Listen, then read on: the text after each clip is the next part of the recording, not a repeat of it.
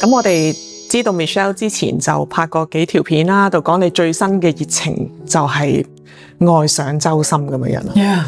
係啦，見到呢個就係識到呢個表情。但係咧，我想喺講你愛上周深之前咧，我反而係想講下好多人呢幾年咧就有呢個用好多金錢同時間去追星呢個咁嘅現象。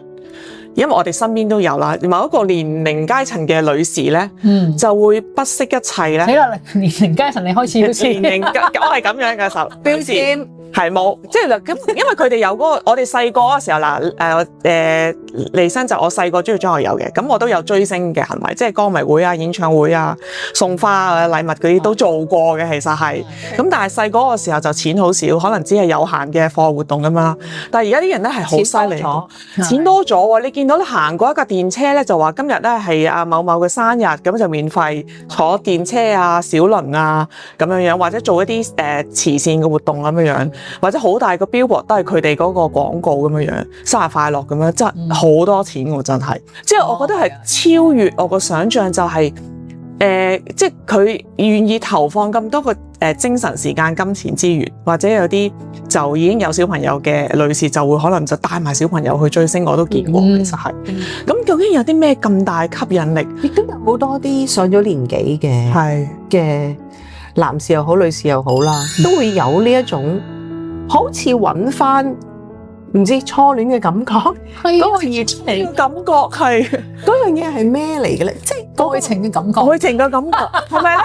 係咪呢個現身說法啊？裏邊嗰個心態嘅轉變啊，或者帶嚟一啲新鮮感嘅刺激啊，究竟嗰樣嘢係咩嚟嘅？其實如果要講嘅話咧，關於我去追星呢一樣嘢咧，我中意咗周深呢樣嘢咧，其實可以從好靈性嘅角度去講嘅，因為咧，我愛上佢係幾不可思議嘅一件事嚟，因為我已經冇睇電影啦、聽流行曲好多年啦。咁然後突然之間某一天喺 YouTube 度，真係好唔覺意地碌咗一首歌，然後就聽到周深唱嘅某一首歌之後，係覺得哇好好聽，然後聽到幾首之後咧，就已經愛上咗佢啦，喺嗰一刻。咁所以我仲記得嗰日係邊一日嚟嘅，就係即係2025年嘅11月14號相識紀念日係咪？係啊，相識紀念日。咁然後嗰個感覺係非常之大嘅，都話係嗰個如果從靈性嘅角度，就係我去到某一個點咧，呢件事一定要發生。一切最好嘅安排。啱啱因為我嘅狗離世咗啦，喺10月10號嘅時候，咁當時好傷心。然後嗰隻狗嘅離世咧，其實係 break 開咗我嘅悲心。我當時都覺得，即係我嘅悲心係出現咗，開始去哇！當我已經覺得自己開始穩定嘅時候，原來我隻狗離世可以令我咁傷心。同時嗰個傷心，當然我可以感受到好快，我就可以感受到嗰個傷心背後係好大嘅愛去連結呢個世界。我同另一個 B 型可以有咁深深嘅連結，係令我好感動。所以當時打開咗我個大悲心，我好想連結呢個世界嗰樣嘢。然後其實或者我隻狗離世之前咧，再褪前翻半年左右嘅時間咧，其實係我自己向上天啦，許咗個願啦，你可以話，即係我發咗個願就係讓我去生起對眾生嘅大悲心啦，慈悲心啦。我唔知點樣生起啊，因為嗰個係一個感覺嚟。我覺得就算我哋頭腦想學習慈悲啲啦，我哋學習係頭腦嚟嘅。同時嗰個大悲願咧，我發起咗之後咧，就遇到我隻狗離世啦，亦都係好啱啊。因為其實我隻狗18歲啦，佢陪咗我修行就係咁多年啦。然後我覺得可能即係如果從宇宙嘅角度啦，上天嘅角度就係佢知道我而家可以自己獨立行呢條靈性嘅路啦。咁佢就喺呢個最適當嘅時候就離開咗我，然後亦都留翻一份好大嘅禮物俾我，就係感受到嗰個悲，即係個悲憫啦。然後到我11月就遇到周深咧，周深係完全 break 開咗我個慈悲心，因為我係見到周深嘅存在啦。當然我唔好講到佢，唔好神化咗呢個存在，佢係完美，唔係，可能佢都有仲有佢嘅痛苦、陰影、恐懼。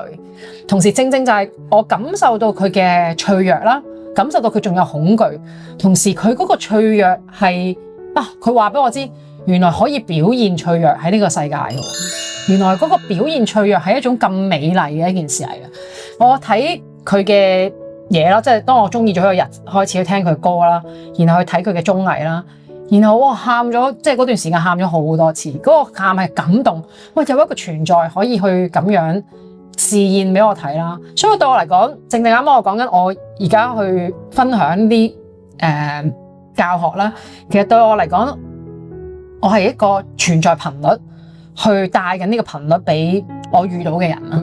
而當我遇到周深嘅時候，其實都係同一樣嘢嚟嘅。佢呢個頻率係帶咗俾我，讓我可以對齊佢呢個頻率，然後我可以感受到嗰個學習唔係來自佢講咗啲乜啊，而係來自我對準咗佢呢個頻率。咦，原來一個人可以咁樣活㗎，好似感受到嗰種原來活出呢種脆弱啦。活出呢種，尤其可能對我嚟講，本人嚟講，脆弱係好重要嗰樣嘢啦。可能我以前過去好堅強啦，咁所以當我可以 break 開呢種堅強，然後可以打開到我嘅脆弱嘅時候咧，相反地，我嗰個大悲心係湧現出嚟，我會去見到一個世界，所有人都好美麗嘅，然後所有發生嘅事都好美好，然後感受到每個人，即係我開始睇嘢，好似我遇到周深之後。其實我好似睇呢個世界嘅眼光咧，係真係完全唔同咗。所以我諗我呢幾個月嘅改變係非常非常之巨大，而周深對我嘅影響咧係巨大嘅，即係唔係少少。所以點解我一遇到佢相識紀念日之後嘅第3個禮拜咧，我就開始寫一本關於佢嘅書，然後2個禮拜內完成咗一本書，因為嗰個熱情咧係非常之大。咁係嗰個深深去愛上佢嗰樣嘢咧，係感受到自己生命嘅流動去到下一個 stage 或者下一個景點啊，然後容許個生命去流動啦。咁跟住話你啱啱提到最開始提到追星嗰樣嘢啦，咁然後對我嚟講，個追星就係哇，好帶住好大嘅熱情，追星 why not？因為我都啱啱講緊，我哋嘅天命咧，其實唔係去做一個特定嘅職業啊、行業啊，或者係一個行為啊。然後我覺得我而家追星其實都係我嘅天命嚟，係咪嚇？因為我正追星嘅話，我會巡迴呢個世界，我陪住周深巡迴演唱會，巡迴到去世界嘅唔同嘅角落，咁我就可以遇上唔同嘅人事物。我覺得呢樣嘢係我好符合我內心，都真心想做。本身未識周深之前，我已經想做呢件事，然後佢嘅出現。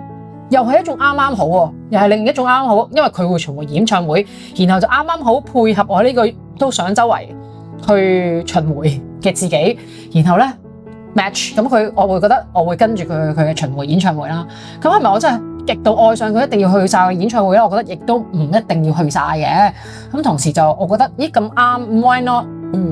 然後我覺得亦都係上天，我覺得上天真係咁啱，所有嘢都。無論係我寫嗰本書，然後遇到個編輯，跟住可能嚟緊，我唔知啦，唔知會唔會發生呢樣嘢？可能我會喺台灣、內地、香港出呢本書，然後就讓我可以喺唔同嘅地方分享。咁可能呢個就係呢一刻嘅流向啦。然後你啱到追星用好多錢嘅嘢都可以講，就係我會覺得追星。係咪要用咁多錢去追呢樣嘢咧？就係你要睇你自己能力啦，首先。又係要翻去講嗰樣嘢，我哋要對自己誠實啦。究竟我追星係為咗逃避一啲我哋自己都唔想做嘅嘢啦？同我哋早前講嘅就係究竟我哋係去做善事、去做義工、去逃避自己都唔想面對嘅一個父母啦、屋企嗰啲關係啦，或者唔想去逃避照顧仔女嘅責任啦，定係其實我真係活出緊我嘅熱情啦。咁呢個要冇人。其實冇任何外人可以講俾你知，而係自己我哋要去感受，究竟我係出於做呢樣嘢，我係出於開心、快樂、自由、喜悅啦，定係出於焦慮？唔想處理嗰啲嘢，掃埋佢。然後追星完，好似叫做逃離咗嗰啲嘢，好開心，追星嗰刻好開心。然後其實翻返去個屋企入面咧，其實又係好唔開心啦。咁呢個係自己先去答到自己嘅。咁所以用錢嘅亦都係按自己嘅能力去做啦。咁提到就係以前可能我哋過去嘅時代冇錢追星啦，睇一場演唱會已經好巴閉啦。咁但係而家嘅人可能真係富裕咗好多。我哋啱啱講緊咩電車啊，係啊，譬如周深嚟咧有架船啊，跟住所有嘅商場都有佢嘅大頭相啦。咁即係啲生意真係非常之勁。咁我覺得有能力咪去做咯。咁呢件係令我哋好開心嘅事嚟噶。咁我見到嗰啲頭像我都好開心，我都有去星光大道影相啊咁樣。咁我覺得追星係真係嗰個少女心出現翻啦，愛上一個人嘅感覺啦，感受到生命嘅熱情啦，其實係好美麗嘅事嚟嘅。同時究竟我哋係俾呢樣嘢控制緊啦，定係我哋係知道自己做乜啊？我哋係帶住覺知去做呢一樣嘢啊，定係我哋俾呢一樣嘢控制緊我哋咧？咁呢個係又係要我哋回到自己去自己覺察嘅一樣嘢。